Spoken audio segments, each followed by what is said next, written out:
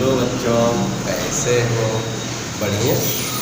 चलिए बच्चों, आज हम सब कक्षा 10 का गणित का पहला पाठ जो है परिमेय संख्याओं के बारे में आज थोड़ा सा डिटेल में जानेंगे और उसके बाद स्टेप बाय स्टेप अलग अलग वीडियो में उनके क्वेश्चन को लेकर आएंगे।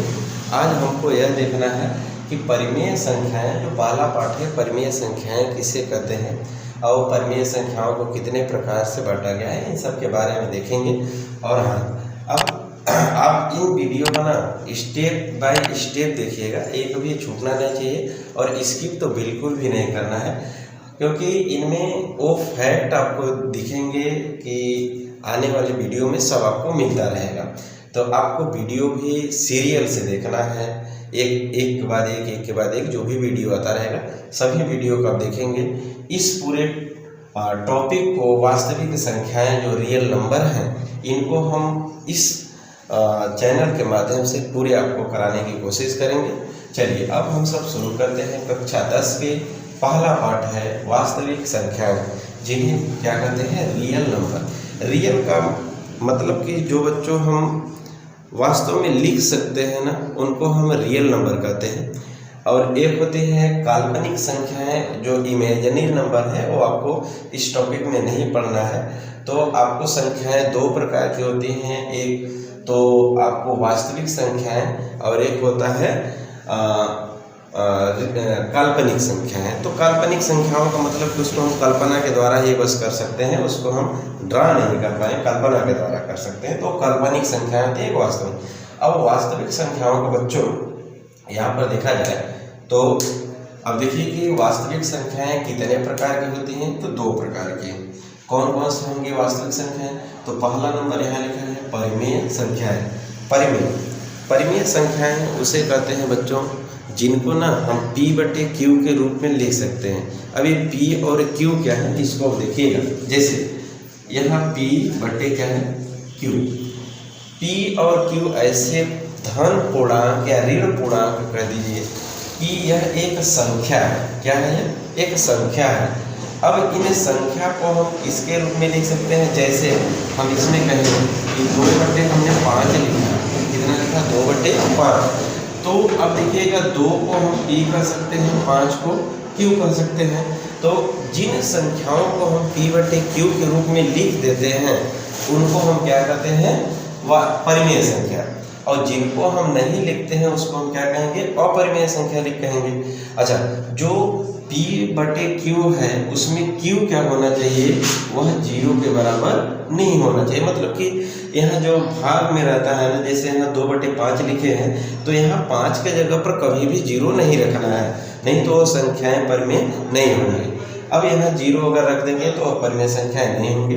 तो देखिए परिमेय संख्याएं कौन कौन सी होती हैं? तो आप कहेंगे कि -1 भी एक परिमेय संख्या है, 1 भी है, बट्टे में लिखा रहेगा 1/5, 1/6, 7/8। इस तरह से जो भी संख्याएं आप कहेंगे उन सबको कौन सी संख्या कहेंगे?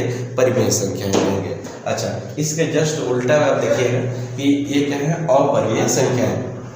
अपरिमेय संख्याएं बच्चों देखिए, तो अपरिमेय संख्याएं जिनको हम क्या करते हैं? P/Q के रूप में नहीं लिख सकते हैं, उसको हम क्या कहेंगे? अपरिमेय संख्याएं कहेंगे। तो अपरिमेय संख्याएं जैसे यहाँ लिखा है करणी में 3 हो गया, करणी में 2, करणी में 5, इस तरह से संख्याओं को हम क्या कहेंगे? अपरिमेय संख्याएं कहते हैं। अब देखिएगा कि परिमेय संख्याओं को हमने 2 कैटेगरी में बांटा है। पहला क्या है कि पूर्णांक संख्याएं और दूसरा है भिन्न संख्याएं। मतलब कि ऐसी संख्याएं जो कि भिन्न में 9 हो उसको भी हम परिमेय संख्या कहते हैं, और जो भिन्न में हो उसको भी परिमेय संख्या। जैसे अगर आपसे हम ये कहें कि यहाँ आपको लिखा है भिन्न में, आपको देखना है कि भिन्न में आप यहाँ देखिए जैसे लिखा है कितना, आप कहें कि यहाँ 5/2 लिखा है। कितना लिखा है? 5/2। अब 5/2 ये तो भिन्न की संख्या है, पर अगर हम यही कहें कि अगर 5 है तो 5/2 तो एक परिमेय संख्या है, पर 5 भी क्या है? परिमेय, क्योंकि इसके बट्टे हम 1 मान सकते हैं। तो जिसको हम P/Q के रूप में लिख दिए उनको हम परिमेय, और जिसको नहीं लिखे उसको अपरिमेय संख्या कहेंगे। तो परिमेय संख्याएं कितने प्रकार की? 2 प्रकार की। कौन सा? पूर्णांक संख्याएं, -1, -2, -3, -6, +1, +2, +3, इस तरह से जो भी संख्याएं हैं अनंत तक बढ़ती जाती हैं, ये सभी संख्याएं कौन सी होगी? पूर्णांक संख्याएं। भिन्न में आपको जितने भी प्रकार के भिन्न मिलेंगे वो सभी कौन से? भिन्न संख्याएं होंगी। अब यहाँ कह रहा है कि पूर्णांक संख्याओं 3 प्रकार के होते हैं। पहला है धन पूर्णांक संख्या, मतलब यह है कि आपको वह संख्याएं जो प्लस में ही मिलती रहें। अच्छा, अब ये कहेंगे कि 2 एक कौन सी संख्या है? धन है कि ऋण है? बच्चों 2 के आगे हमेशा प्लस रहता है, लिखा नहीं जाता है, तो यह कौन सी संख्या होगी? धन पूर्णांक। अगर यह माइनस लगा देंगे तो कौन सी हो जाएगी? ऋण पूर्णांक हो जाएंगे। तो यह आपको देखना है कि पूर्णांक संख्याएं 3 प्रकार के, धन पूर्णांक संख्याएं 1, 2, 3 और शून्य भी है पूर्णांक संख्या में, और क्या है? ऋण पूर्णांक संख्या। सभी क्या है? पूर्णांक संख्या है। अब इसमें आपको यह कहेगा, क्वेश्चन कभी पूछता है कि बताइए कि सभी परिमेय संख्याएं वास्तविक संख्याएं हैं। हाँ, सभी परिमेय संख्याएं क्या है? वास्तविक संख्याएं हैं, पर सभी वास्तविक संख्याएं परिमेय संख्याएं हैं नहीं है। देखिएगा, वास्तविक संख्याएं में ये भी आएगा, ये भी आएगा, तो ही कहा है कि सभी परिमेय संख्याएं वास्तविक संख्याएं नहीं हैं। सभी परिमेय संख्याएं वास्तविक संख्याएं हैं, पर सभी वास्तविक संख्याएं परिमेय संख्या नहीं है। सभी अपरिमेय संख्याएं वास्तविक संख्याएं हैं, पर सभी वास्तविक संख्याएं अपरिमेय संख्या नहीं है। अब इसमें कौन कौन से होंगे? तो परिमेय संख्याएं भी होगी और अपरिमेय संख्याएं। परिमेय में आपको ऋण पूर्णांक भी आएगा, धन पूर्णांक, भिन्न पूर्णांक, ये सब। अब यह कहे कि सभी धन पूर्णांक परिमेय संख्या है, सही है, सभी धन पूर्णांक कैसा है? परिमेय संख्या। क्या सभी परिमेय संख्याएं धन पूर्णांक है? नहीं है। सभी परिमेय संख्याएं धन पूर्णांक संख्याएं नहीं हैं, उसमें ऋण वाले भी हैं, पर सभी ऋण संख्याएं परिमेय संख्याएं हैं।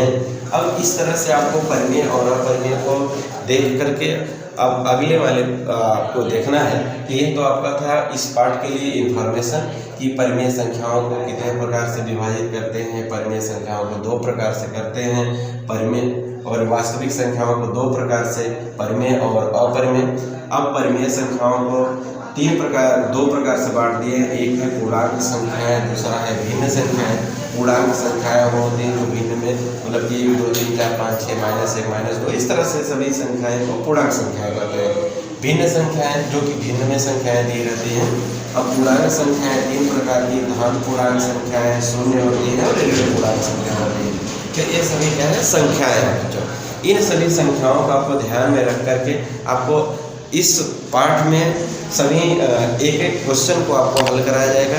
आप क्वेश्चन को पूरा स्टेप बाय स्टेप देखते चलिएगा, पूरे वीडियो को स्किप नहीं करना है। आपको हर एक क्वेश्चन इस चैनल के माध्यम से कराया जाएगा।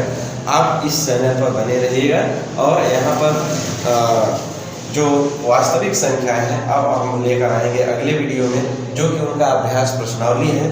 अब क्वेश्चन उसमें कराया जाएगा। चलिए, तब तक के लिए थैंक यू, धन्यवाद।